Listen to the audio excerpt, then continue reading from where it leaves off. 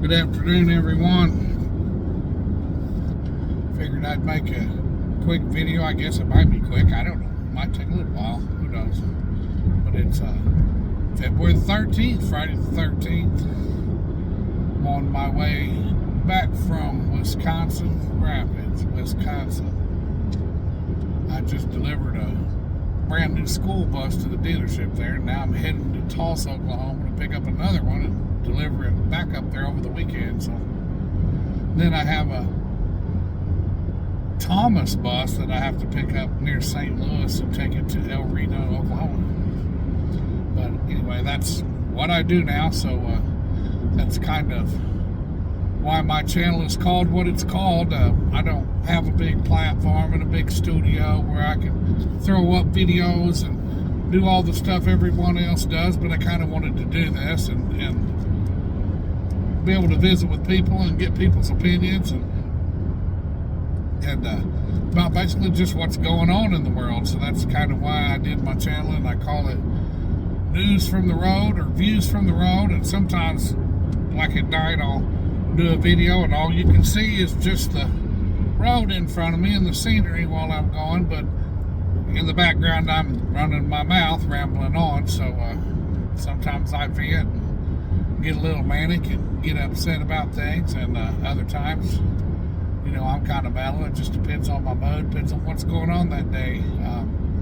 But you know, like with all the little video clips and everything people throw up there for the news, you know, like I think you see that over and over again anyway. Like if you watch any news, just like they just had the Senate hearings about the Epstein files, and you know, it was kind of a little dog and pony show they had going on. And you know, all your podcasters, all your news media and everything's going to pick out the little talking points, and Pam Bondi said this and they said that, and they're going to throw up the clips.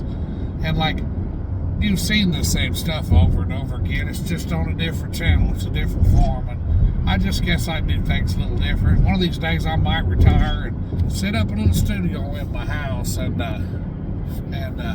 do things a little differently, you know. But for now, it's news from the road because I'm on the road, and I guess it's kind of what I've chose to do for a career. I've drove in some form or fashion most of my life. There was a few years I worked at a dealership working on new Chevrolets, and I was going to school. I took psychology classes a little bit.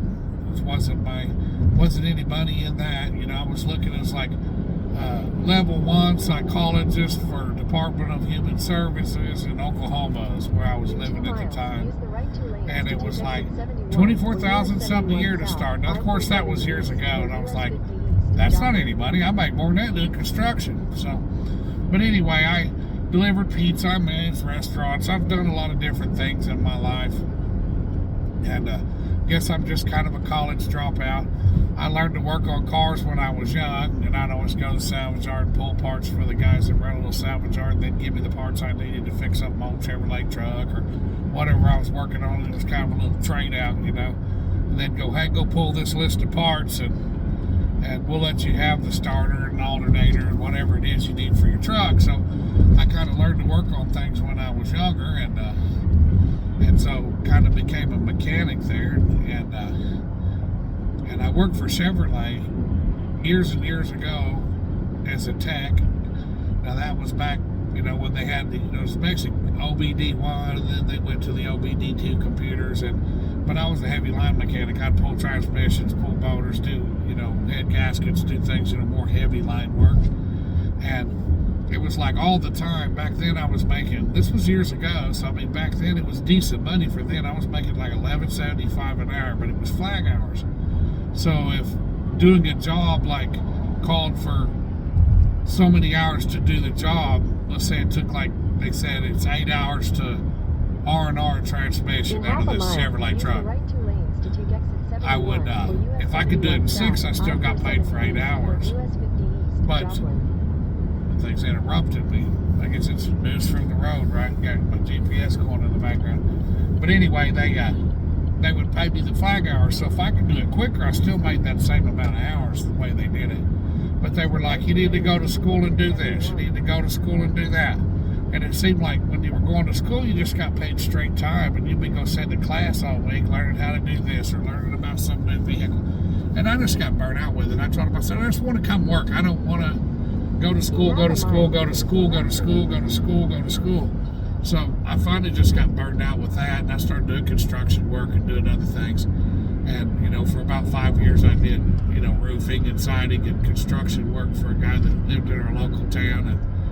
And I've sold rainbow vacuum cleaners. I've done a lot of different things in my life to make a living. But all in all, in the end, you know, I ended up delivering pizza, and I was driving. Then I got into this little hotshot deal, and I was, you know, delivering stuff.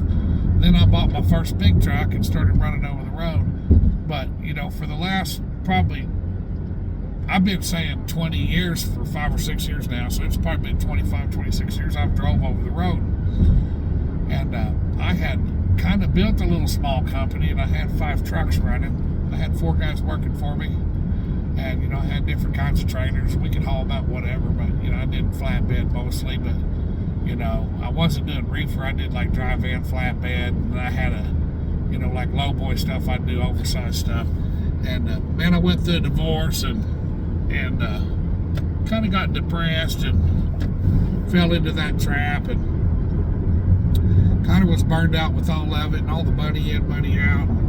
The economy wasn't really great then. It was before COVID. Boy, if I'd have stayed in business, I could have really made some money during COVID, but I just shut everything down, and I kept one old truck, and I just run that truck till it was just so wore out. There wasn't no piecing it back together. It just wasn't worth fixing. So I just went to work as a company driver for a company. Boy, and I've hated that ever since. You know, it's like you're just on the road gone all the time. You stay out 3 weeks and you earn 2 or 3 days off, and before you've even been home for a day, they're already calling you, want to know when you're getting back in the truck, and it just wears you out.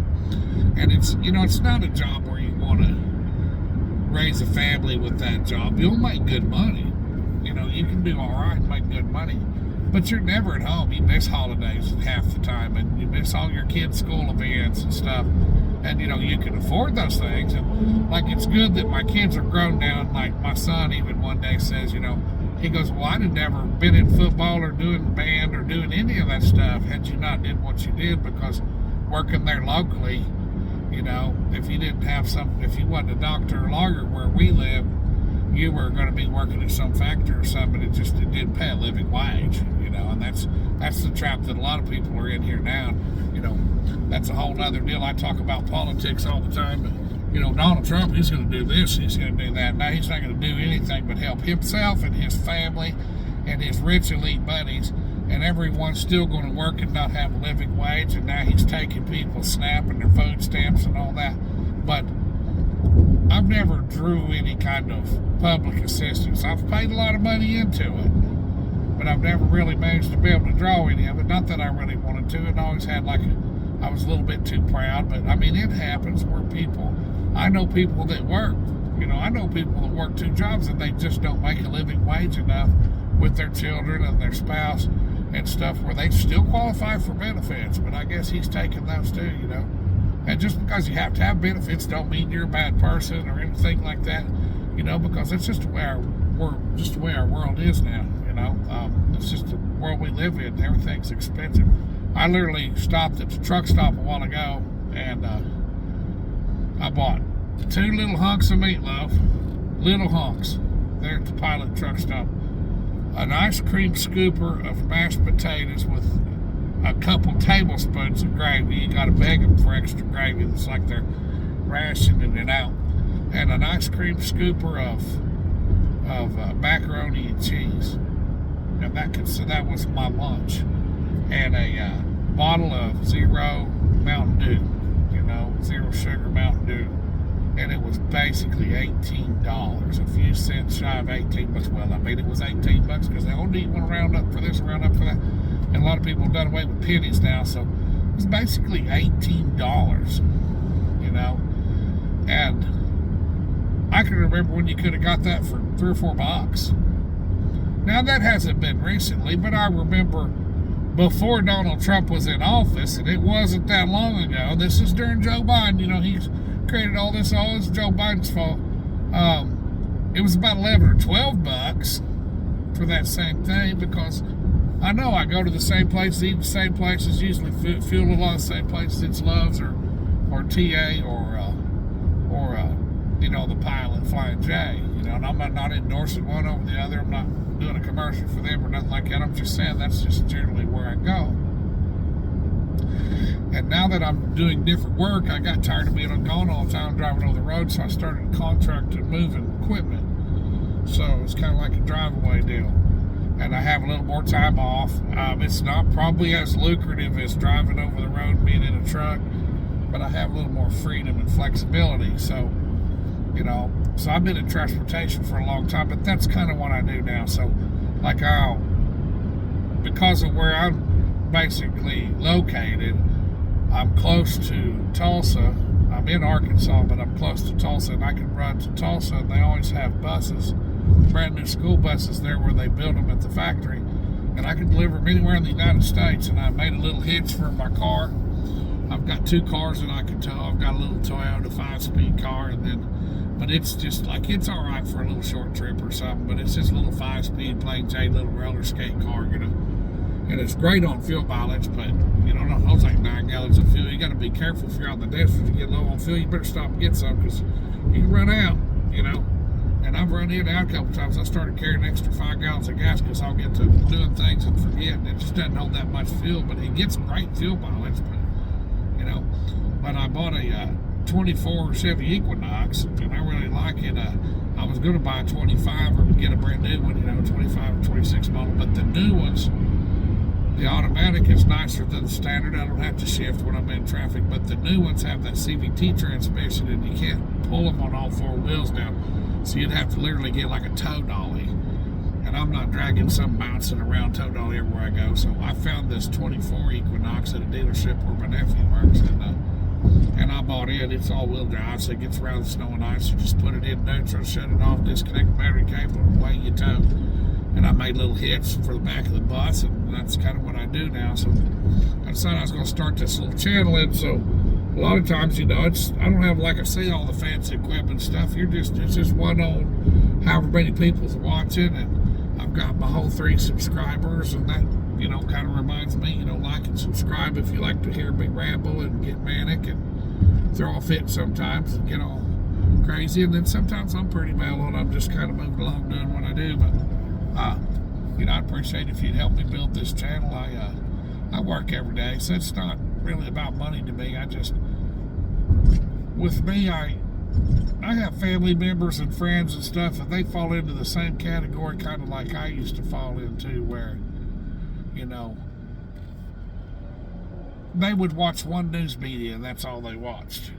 And so they got all their news from one place. I used to watch Fox all the time, and then they come out Newsmax and I'd watch it. But I've learned that they, basically, all the people that work over there at Fox News and the things they say, I bet if you got close to them, their breath smells like Trump's ass. Because that's basically what they do. They just kiss his ass. He could literally, like, they spin shit, and, like, he could literally kill a homeless guy in the street. And the guy could be 50 feet from him and ask him for $1 because he's hungry. Donald Trump could shoot him and gun him right down under the cameras and everything, and they'd clip the video and they'd say, oh, that homeless guy tried to attack him. He's probably some drug addict, homeless guy. They'd spin the narrative and lie because they're just trying to protect the guy. And that's what it is. I mean, they don't bring you real news. They used to say, hey, we're fair and balanced, and, we just lay the news out there. We let the people decide. And they were quite a bit back in the day, but they're not now. They're just far right MAGA, Donald Trump ass kissing, bend over and they'll kiss his ass on Main Street from the back. That's just what they do. So, and I kind of started realizing that, and I went a different direction, started listening to other things, got on YouTube, started doing podcasts and stuff. But, like, there's a lot of people that if you talk to them, they just think Donald Trump's the greatest and he's the greatest president and this and that and other. But when you look at where they get their information, they're getting it from Fox News and Newsmax, and they're listening to all these bullshit talking points and these bullshit narratives. And it's like, there needs to be more people that are laying it out there and telling it for what it is. You know, if Donald Trump does something good, I'd be like, hey, that's a pretty good program, you know. But if he's doing some fucking stupid shit, I'm going to call it out and go, hey, that's kind of some stupid shit. I just call it like I see it. But most people aren't like that. Most people are going to lean far right, far left, whatever. They're going to go with whatever they categorize themselves at. And, you know, when I registered, I was a Democrat when I first started deciding I was going to vote. When you're 18, you do selective service and you register to vote and all that. And I was like, I'm probably a Democrat. I didn't know. Bill Clinton was the governor of Arkansas then, and he was a Democrat. And I thought, well, I'm just a Democrat, whatever, you know. And Bill Clinton was a different sort of Democrat. He wasn't real progressive. He was kind of middle of the road. He believed in immigration, but he wasn't too radical with it. Kind of like old Barack Obama. He deported a lot of people, but he wasn't just kicking people's fucking doors in and coming into U.S. citizens' homes without warrants or with some bullshit warrant signed by some other policeman, not even signed by a judge, violating the shit out of people's rights and, you know, shitting all over the Constitution. So, you know, I mean, and when I listen to what Donald Trump says and his fucking racist tropes and all that shit, if that's Republican, because I won't lie to you, later on I was like, man, I don't quite line up this way, so I must be a Republican. So I switched to being a Republican, you know. And then there's like, I'd moved to Oklahoma, come back, and they said, you want to vote? What party you want to be on? Fuck, I'm going to be Republican, fuck it, you know. So I'll vote Republican. But I don't always vote Republican, and I don't always vote Democrat. I look at the person and decide, you know, listen to what they're saying, and that's all you can really do. So you listen to what someone's saying, and hopefully they're not fucking lying to you. And if what they're saying kind of lines up with your ideology and the way you believe and the way you want things, then that's the way you vote. That's the way it should be, I guess, you know. I don't, you know, some people go, I vote my Christian values. Well, to an extent, but I don't expect these politicians to be Christians, dude. Now, come on, and that's just like this whole Donald Trump deal. Like, oh, this is a Christian movement. The fuck it is. The fuck it is. And you'll hear me cussing things like that, but, you know, I am a Christian, and I believe in God. And, but the Jesus that I know, that I have a relationship with, would fashion a whip and run these son bitches out of office, dude, straight up. And I'm just going to tell you just like that. And, yeah, I mean, just because you cuss don't mean you're a Christian. But just because you say you're a Christian and you don't cuss, you don't drink, and you wouldn't do this and you wouldn't do that, and you got good moral comment or good moral conduct, doesn't mean you're a Christian either. So, you know, it's about religion. It's about relationship, not religion. There's a lot of religious people. I've even heard songs, you know, I'll do this, do that, running down the highway, listen to music. That's my church. Oh, okay, well, that's church. Okay, well, I guess I get it, whatever. But it ain't got nothing to do with Christianity. But like, I've watched Donald Trump. In my next show I'm going to do here probably later when I get settled in and get to moving, because I'm going to be on the road here for about another 4 or 5 hours. I'll flip the screen around where y'all can see the nighttime scenery and the traffic while I'm out on the interstate, and I'm going to go into the life of Donald Trump and why I don't believe that it's too much of a stretch imagination to believe that he was involved in this pedophilia, that he was involved in trafficking these young children, and that, you know, him and Jeffrey Epstein kind of had a little thing going on, because it's not a stretch of imagination when you look at a man's background and the things that he's been involved in before. And it's like, did people forget this, you know? And like, I kind of a little bit, I won't lie to you, I got sucked into a little bit of it. Go, man, I kind of like what the guy's saying. But just like any other politician, I never really completely trusted him. And there was a time I thought, well, you know, God appoints kings and rulers and stuff, and he does it for a reason, you know. Maybe we're trying to end this world as we know it. You know, we're going to have the rapture here pretty soon. God knows he needs to do this or do that to line us up for that. I don't know. But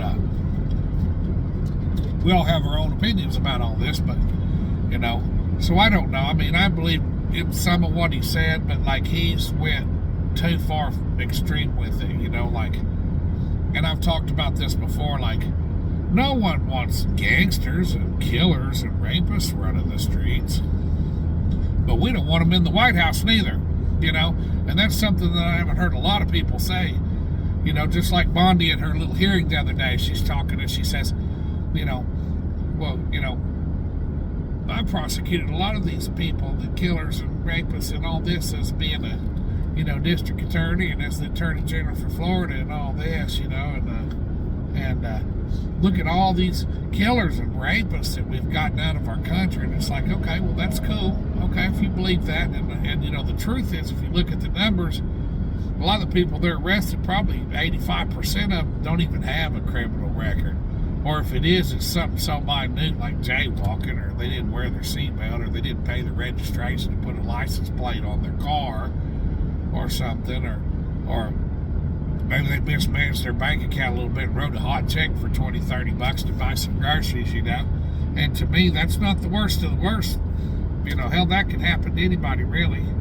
You know, I've seen people that didn't have a lot of money and they wrote a check to get some groceries to get them by till they got their next paycheck and it bounced. And then some fucking prosecutor just tried to hang them out, you know, because, oh, you wrote a hot check, you know. So, you know, and it's like over so much money, it's a felony, you know. And they end up on probation, end up in a litany of trouble over, you know, something they was just trying to feed their family or something. I mean, it happens. So, you know, I have a heart for people and I care and I call shit like I see it. But, you know, if they're getting the worst of the worst, that's cool. If they're literally going in there going, hey, we know this guy lives here, he's wanted for rape, he's been convicted of this before, and we got a removal order, then by all means, I think the police and everybody should help get that guy. You know, if he's truly, legitimately a criminal, I think we can all agree with that. No one wants a bunch of criminals around the streets. They should go after the natural-born criminals too. You know, hey, they should have to face justice. But then, to go grab a guy that's serving a 5-year sentence and pull him out of jail after he's been in there for a couple months and deport him back to El Salvador, Venezuela, or Colombia, or the Philippines, or wherever the guy might be from, and release him over there, well, come on, man. He should at least have to do his time and face justice here for what he did here. And then after that, yeah, you can deport him.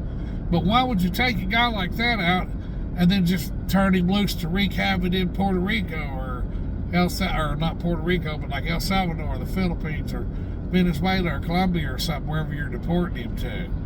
Because those people are human beings too. They don't want that guy running the streets over there. But I mean, if he sits in jail and he does his time, maybe, you know, he calms down a little bit while he's sitting there having to face the music for what he did wrong. So, you know, it's like there's something to say for that. But, you know, just to grab him out of jail right now and send him on it, he hasn't done his time yet. Yeah.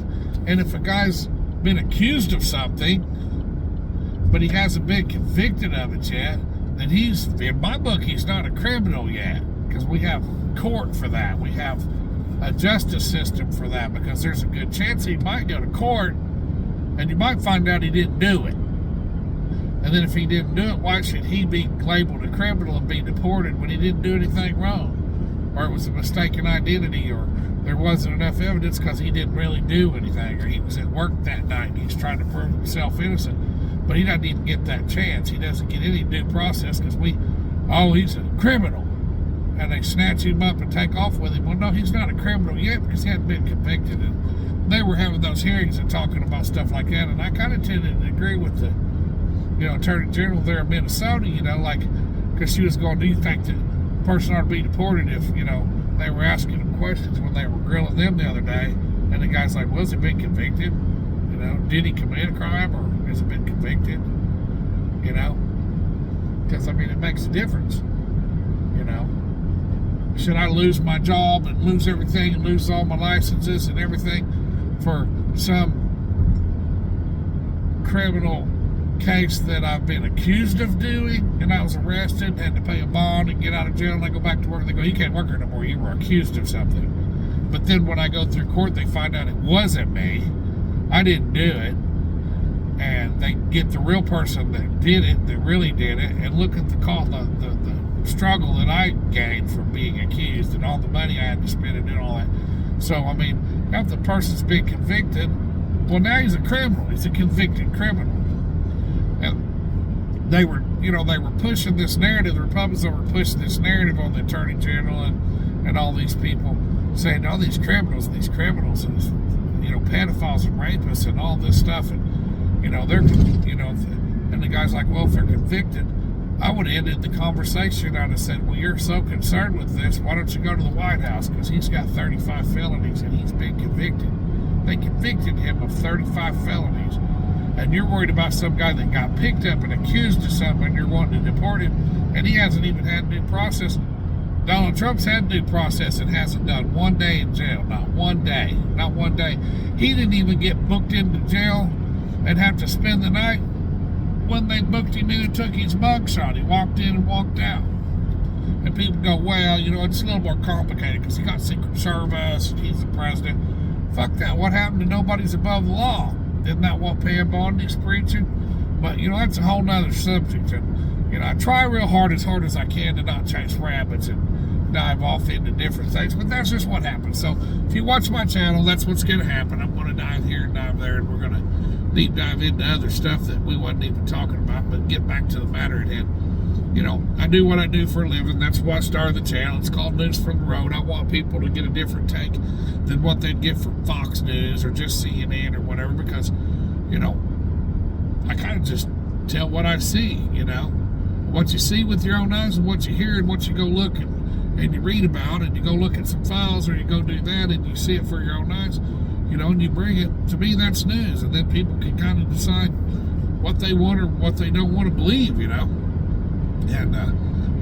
I'm going to say this, with Donald Trump in office, I lean pretty far left, because even if I was a Republican, registered Republican, like I registered, and I don't really know what I'm in anymore, if I'm independent or what the fuck, it's just a label.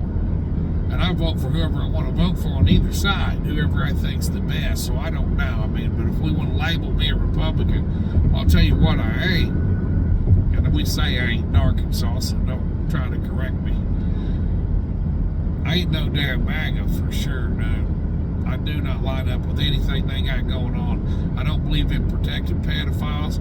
I believe in the Constitution. I believe there's people that fought and died to give us the right to vote.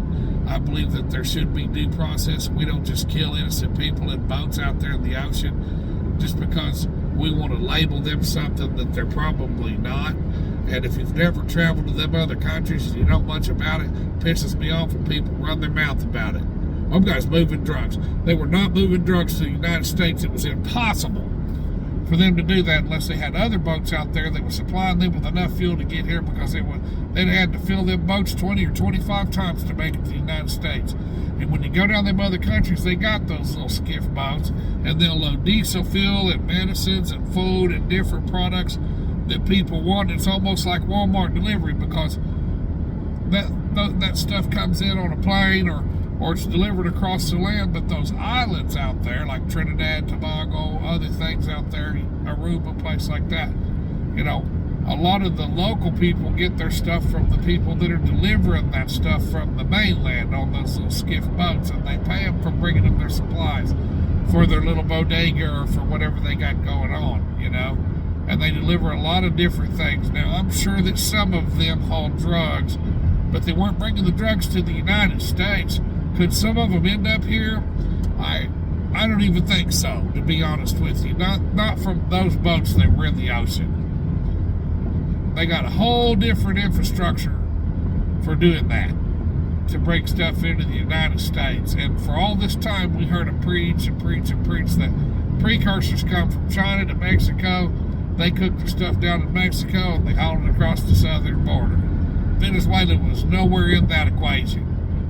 The stuff didn't come through Venezuela. That's kind of out of the way, wouldn't it be? To go to Venezuela and then have to go up, go through the Darien Gap, do all that, and deliver that stuff? No, or put it on a plane and fly it. And like those other countries are watching for people moving drugs too. Now, I'm not going to say they're not a little more corrupt and couldn't be paid off, and some of them police officers and shit like that are in the pockets of the cartels, and it just happens. Look, fuck, I mean, shit, it happens here, bro. Look at what's going on. Look at the nose in front of your face. You know, it's just like this whole Epstein deal. Like these people, like literally, they were asking her to apologize for releasing the victims' names and not redacting their names, but they redacted the predators' names, the people that were involved in it, the people that could have been accused, but they never did anything. They never did anything to them. You got a girl comes in and tells you this is what happened to her. They take a statement, and that statement disappears. It's gone. It's over with. They never do anything with it. They didn't prosecute them. They didn't do anything. So, you know, it's like, hey, but, and she goes, well, you know, like, we're not perfect. We only had so long to redact or unredact so many of these files, and there's going to be mistakes. Okay, that's cool. That's cool. I'll give you your mistakes. Everybody makes mistakes. There's probably some little clerical errors in there, and I get it, and it probably shouldn't have happened, but it did. It happened. So there were some clerical errors. But tell me why, you know, on the predators, redacting their names and making sure their names get out of the files, or they're blocked out or blacked out, where you can't see who the predators are. You know, how come you're batting 1,000 on them, and you can sure on any page that would look bad towards somebody, you can sure knock their name out of there, and you're batting 1,000 on that. But there's some errors with the victims, you know. We made some mistakes and actually released some of the names. Now, come on, man. You know, and I'm kind of like, oh boy, why wasn't Prince Andrew questioned and probably locked up? Why wasn't this Sheik, you know, when they released his name, why wasn't he ever questioned and locked up, you know? And then, you know, Donald Trump's mentioned in there, from what I understand, just in the 3.5 million pages so far, like over 38,000 times. And I'm going to get into that in another video here in a little bit, you know, when, like I say, when I get all settled in. Because I'm starting to get into stuff I was going to talk about later, and I didn't really want to do that. I just kind of wanted to explain my channel a little bit, take the time to say, hey, this is news from the road or whatever, but kind of introduce what I'm doing here. And so, you know, I would like it if y'all like and subscribe and help me build the channel. I always want to hear people's comments. You know, that's how we learn, by cussing and discussing things and looking at things. And I mean, everybody's entitled to opinion. You can tell me, you know, kiss your ass from the back on Main Street. I don't care. If you don't like what I, you know, don't watch, it's fine. If you have some critique that you think would help me, you know, get my point across better or something, hey, I'll listen to it or whatever. There's not a bunch of trolls and stuff going to upset me too bad, probably, because I just realize, you know, that there's people out there like that. I mean, I expect any of the maggots that hear anything that I got to go on, they're going to have some criticisms.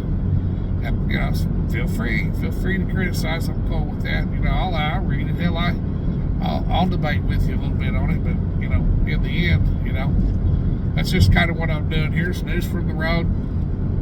You'll see a lot of videos with scenery, you know, looking, going out across New Mexico, or in the middle of the night, white lines going by. That's what I see. So in the background, you're not distracted. You don't even have to watch the scenery. You can just listen to me run my mouth. And I have some days where I'm pretty manic, I won't lie to you. And then I have other days where, you know, I kind of got my shit together a little bit. But I don't know that I ever have to totally have my shit together. So, you know, I'll admit I'm just a person. I make mistakes. There's nothing perfect about me. And I don't think that anyone in this world is perfect. So, you know, but I'm fairly opinionated. But, you know, it's not so much an opinion as it is, I just call shit like I see it. You know, and I try to look for the things that point out the flaws and stuff, but at the same time, you know, if somebody's doing something right, man, I'll give them a thumbs up and praise them for it, you know. So, like, if Donald Trump switched on a dime and changed all this immigration stuff and really just started targeting the worst of the worst and quit bombing boats and quit shitting on the Constitution and quit doing all that shit, you know, I might could go, hey, this is all right, you know, and I give him credit for it. But bottom line is, I don't think he should be in office. You know, deep down, people can say, well, you got Trump derangement syndrome. Well, Anybody that's watched this motherfucker for the last year should have Trump derangement syndrome. If they got a fucking brain, they should just be totally fucking psychotic, fucking crazed, disturbed, fucking needing medication watching this motherfucker the way he's done shit for the last year. And if you don't see it that way, then I mean, I just really truly believe there's something wrong with you, or you need to pull your head out of your ass. And that's just it. I mean, that's just my opinion. Like, if you can look at the shit that he's done for that last year and you go, oh, this is my president and he's doing such a great job and he's doing all this wonderful stuff and he's the best fucking president we've ever had, and you can sit here and say that, then you need fucking medication. You're just as fucking sick and deranged as he is, or there's something wrong with you. You got a dark black soul. And I just believe that. And people can have their opinions. They can get on here and call me and say I'm fucking asshole or whatever. You know, I shouldn't talk bad about people like that, but I'm just telling it like it is. There's something fucking not right upstairs. If you've looked at what he's done and you want to claim you're a fucking patriotic person and that you love America and that you love your fellow man and you believe in the rule of law, and you can look at what he's done for this last year and you can be fine with that, then you're a sick fucking individual, or you're just totally fucking full of shit, or you're just some troll getting on there to troll to get some shit brewing or stirred up or something just for your fucking own entertainment pleasure, because this motherfucker's like jacked up. So, but anyway, so that's basically it today for Friday the 13th on this particular episode. But, you know, like I say, I used to drive over the road and do stuff. Now I just deliver these units. I tow my little car. I travel all over, man. I've been up there to Minnesota and seen the people protesting. They look like terrorists to me. They just look like they're angry, dude, because they don't like their rights violated. They don't like a bunch of fucking masked armed thugs running around acting stupid. Is there going to be a fucking radical one once in a while? Well, fuck yes. If you've got 40,000 people in the fucking streets, I'm sure a few of those fucking people are radical. I'm surprised some of them haven't come and brought a gun and tried to do things to Ice Ages, because there are some deranged fucking people in the world. And then, you know, not that I'm inciting anything or whatever, but our Second Amendment ain't necessarily just about protecting your house from somebody breaking in. That's a fucking God-given right, that you have a right to protect yourself. That goes above and beyond the Constitution. But in the Constitution, it specifically states that you can keep and bear arms and form a well-formed militia to stand against a tyrannical government. So if all them 40,000 protesters all brought their guns out there and run Ice Plum out of fucking goddamn Minnesota, I think constitutionally they'd have a leg to stand on. And if I was a judge in the case, I'd dismiss the fucking case against every one of them. Because I'd go, well, it's their constitutional right to do that, because what the fuck is going on? You have a government overreach. That's what you have. Violating fucking people's rights, shooting citizens in the fucking streets, you know, fucking ripping people out of their cars, breaking their fucking windows, damaging their property by a bunch of fucking masked armed fucking idiots.